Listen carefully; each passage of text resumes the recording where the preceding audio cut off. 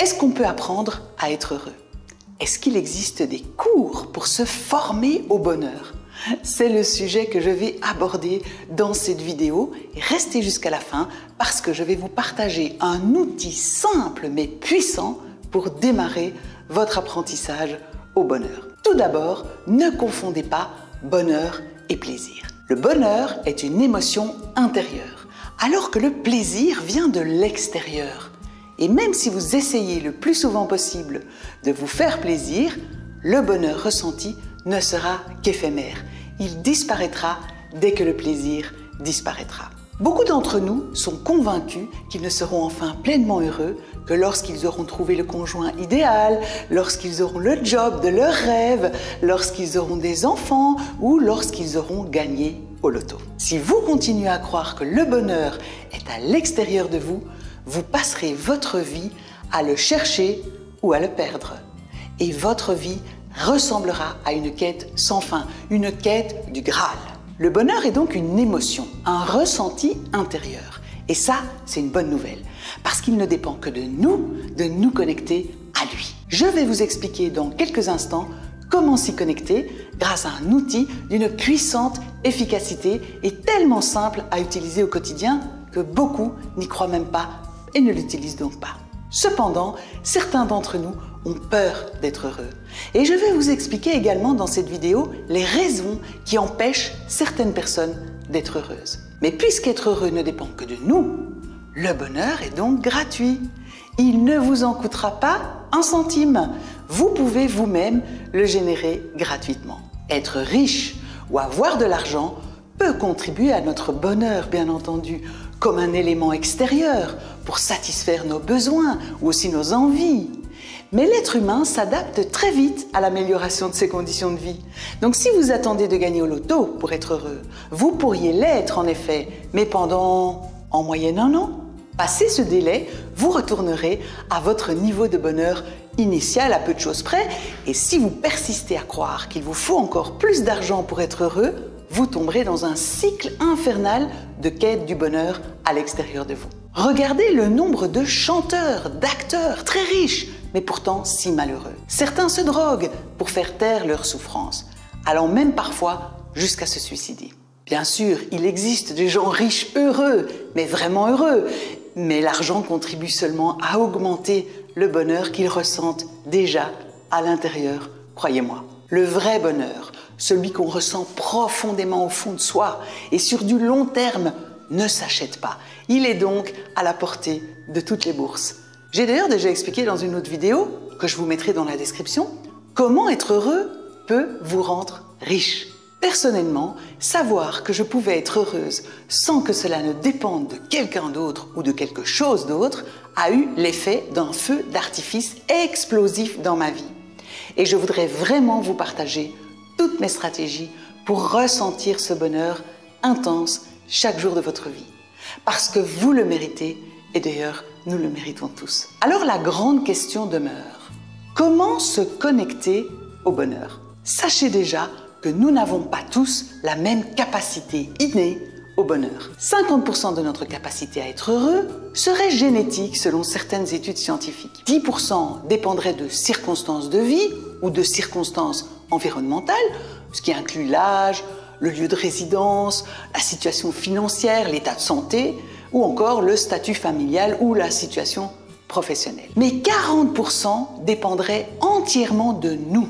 Alors cette proportion peut vous sembler injuste. Comment? Nous ne sommes pas tous sur le même pied d'égalité?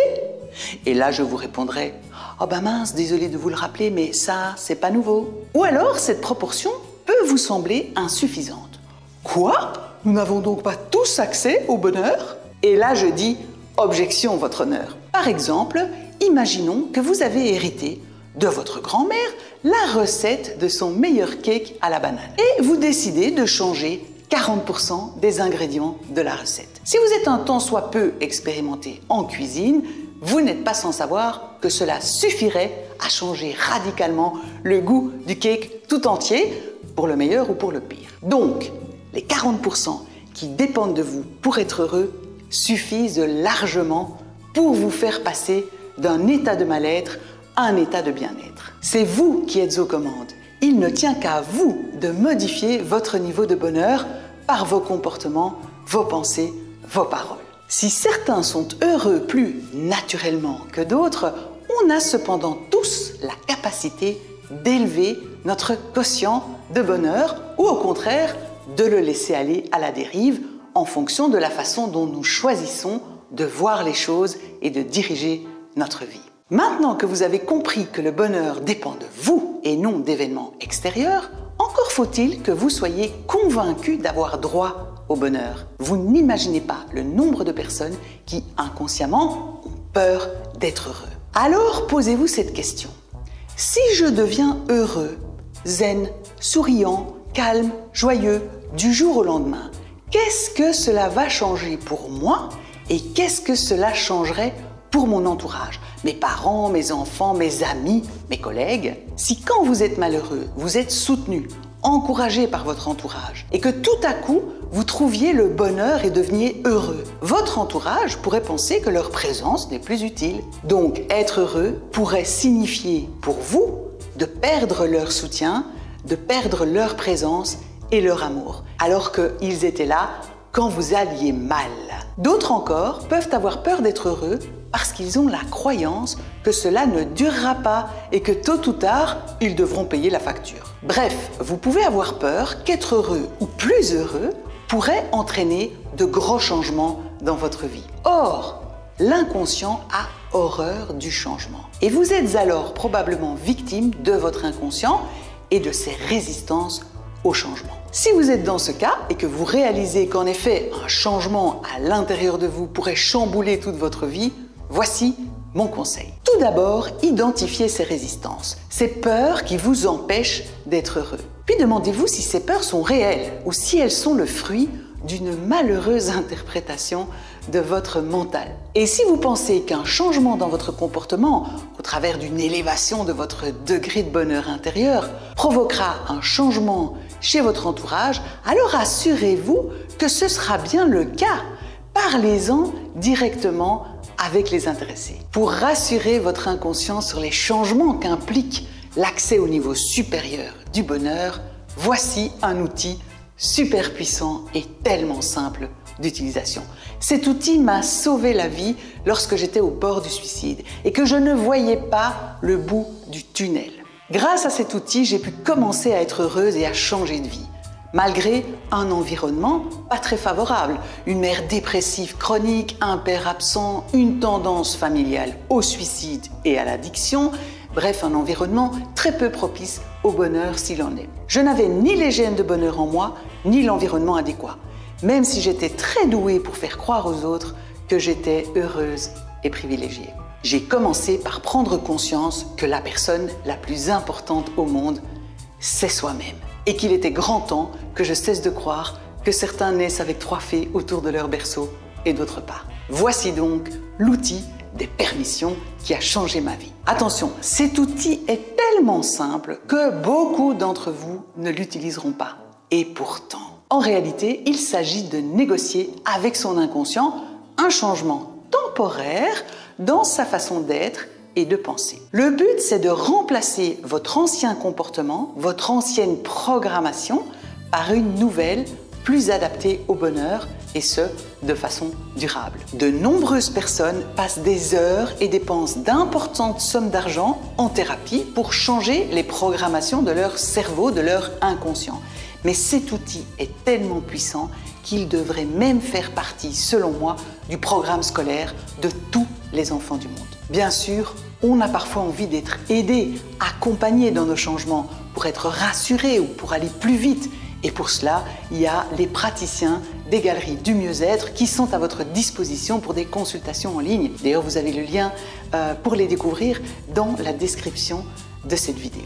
Mais pourquoi ne pas d'abord essayer cet outil? Et je ne vous demande pas de me croire sur parole sur son efficacité, mais essayez-le, vous m'en direz des nouvelles.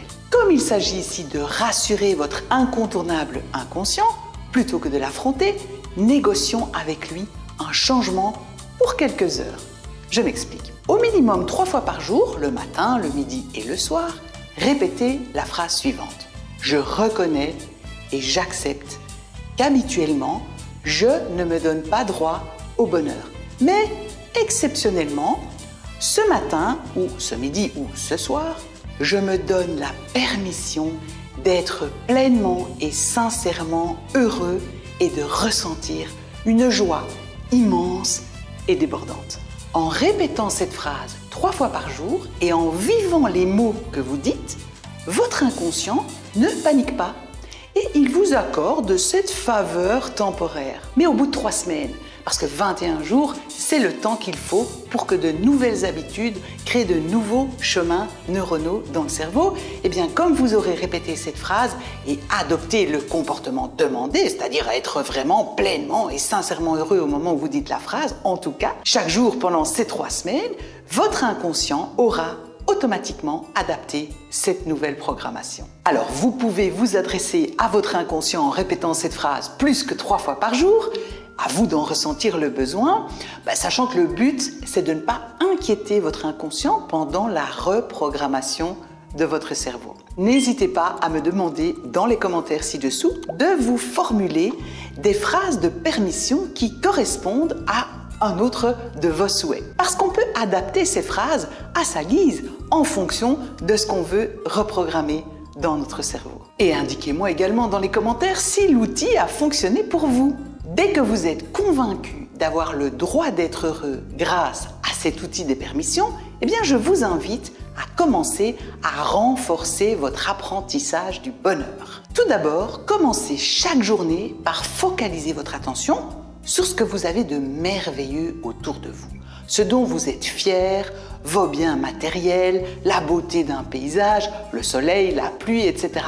N'hésitez pas à penser le plus souvent possible à toutes ces choses qui vous entourent et que vous aimez. Ensuite, veillez à n'utiliser que le vocabulaire des gens heureux. Des mots comme merveilleux, fantastique, formidable, sensationnel, bonheur, joie, rire, beauté, gratitude, etc. Et n'hésitez surtout pas à en rajouter des tonnes dans toutes vos pensées et dans toutes vos paroles. Ensuite, arrêtez de critiquer les autres, mais également de vous critiquer vous-même. Soyez doux et indulgents envers vous. Vous êtes en apprentissage de bonheur. Ensuite, posez au moins une action par jour dont vous serez fier en vous endormant. Et enfin, dites merci et je t'aime le plus souvent possible. Si cette vidéo vous a inspiré, n'hésitez pas à la partager avec ceux que vous aimez et à activer la petite cloche, à vous abonner à la chaîne pour avoir d'autres vidéos. Merci d'avoir regardé jusqu'au bout et prenez soin de vous.